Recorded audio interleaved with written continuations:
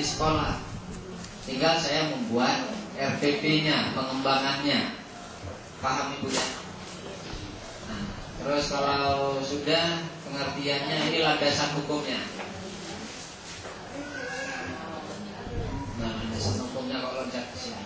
Nah, ini landasan pengembangan silabus itu berdasarkan PP nomor 19 tahun 2005 pasal 17 ayat 2. Jadi ini dasar hukumnya.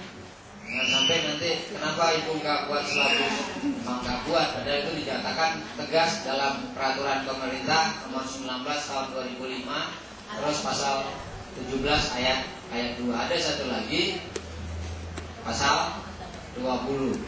Jadi ini ketentuan hukumnya, dasar hukumnya ini. Untung kita bukan negeri kita bukan negeri hukum. Kalau negeri hukum bisa ditangkap berdasarkan ini.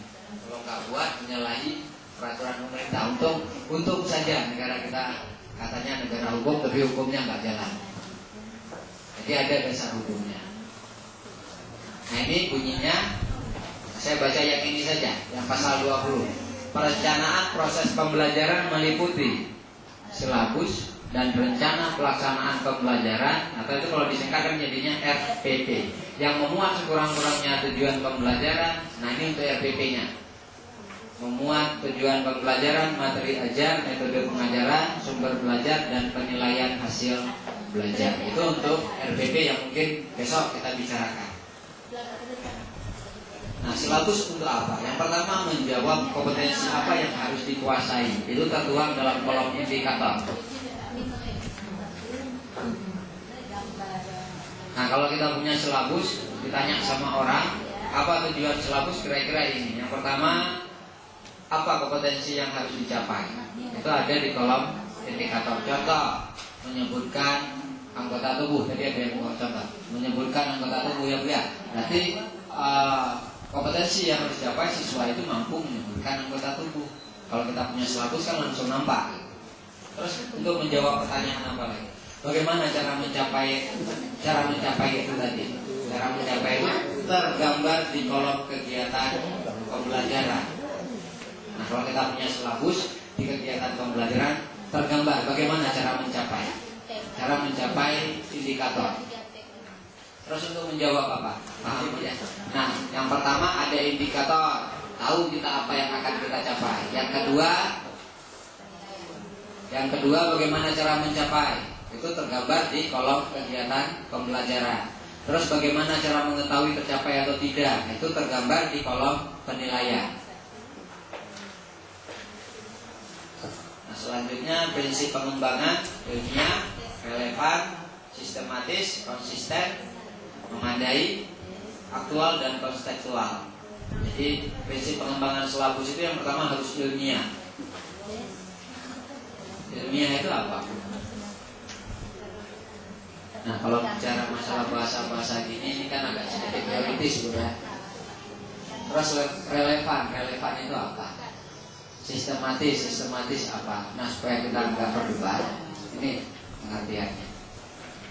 Kalau ilmiah itu ini, keseluruhan materi dan kegiatan yang menjadi muatan dalam silabus harus benar dan dapat dipertanggungjawabkan secara keilmuan.